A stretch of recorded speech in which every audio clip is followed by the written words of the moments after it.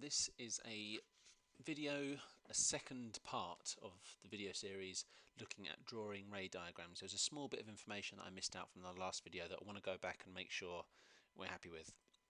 If you watch the last video, you'll recognize this situation where we've got light coming in, parallel beams of light coming in from a distant source.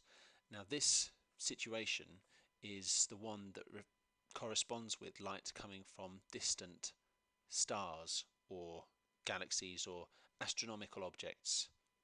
So stars, things that are really very far away. So they might be very big, but because they're very far away, then instead of us thinking like a star, like our sun, like a big spherical object, we've got to think of it as being a point source, because it is so incredibly far away from us. The light, the angle of the light coming and actually hitting us here on Earth, it's almost as if they're all coming in exactly parallel. So when we're focusing the light from it and using a telescope or using a lens device to look at it, this is actually what this situation corresponds to. So any object that is sufficiently far away from us, we consider the light from it to be coming in like this in this situation.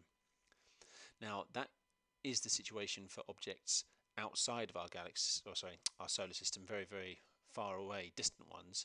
But for objects within our own solar system, it's slightly different. So imagine something like a planet. So a planet is not so far away that it appears to be a point source. It is sufficiently close for there actually to be some difference in terms of the light coming in from the top and from the bottom of it. And we might have to draw a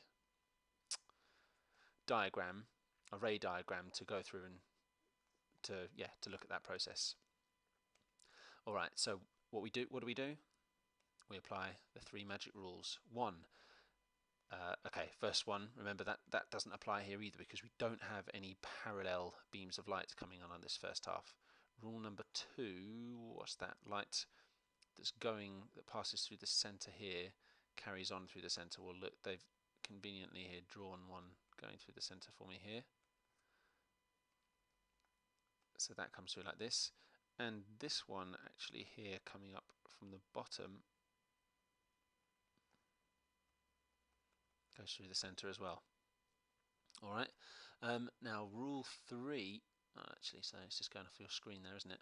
Rule 3, remember, that's the one where if it passes through the focus on the left hand side, then on the right hand side it comes out parallel to the axis. So there's light here coming from the top of the planet, but there'll also be light coming through like this from the top of the planet as well. Oh, actually, I think I've misjudged where that one's coming. I'll try it again. This is difficult without a ruler.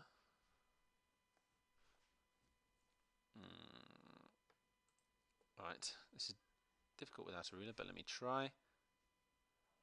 So this one may lack a little bit of accuracy. I'll show you a full computerized version of it in a while. But look, this one comes through here, and this is where it hits the center of it, and so it would come out horizontal like so.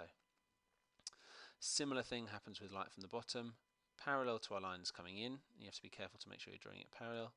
Comes up to here, and where it hits here, we get our light coming out here.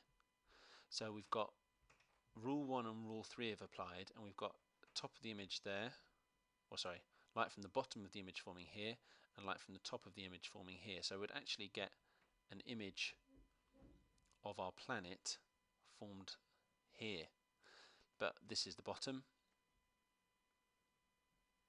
and this is the top of it.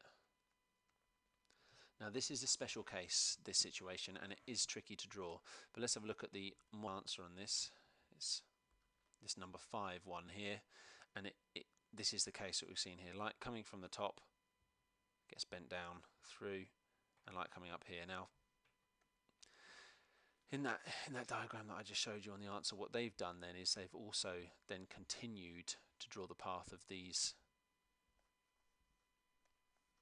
rays as they come through, but we've got this into the right place, and that's what counts here. So this point from here would be deflected like that, and the point from here would be deflected like this.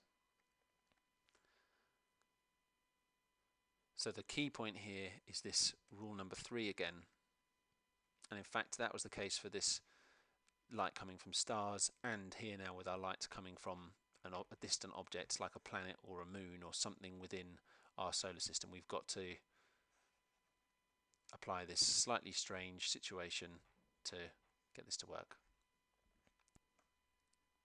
Okay, so again we're going through and applying rules number 1, 2 and 3. Are there parallel beams coming in? No. Light travelling through the center, well, they might give them to us. We might have to draw ones in parallel to what they are giving us. And 3, light coming in parallel to these through the focus, where does it go and where does our image form as a result?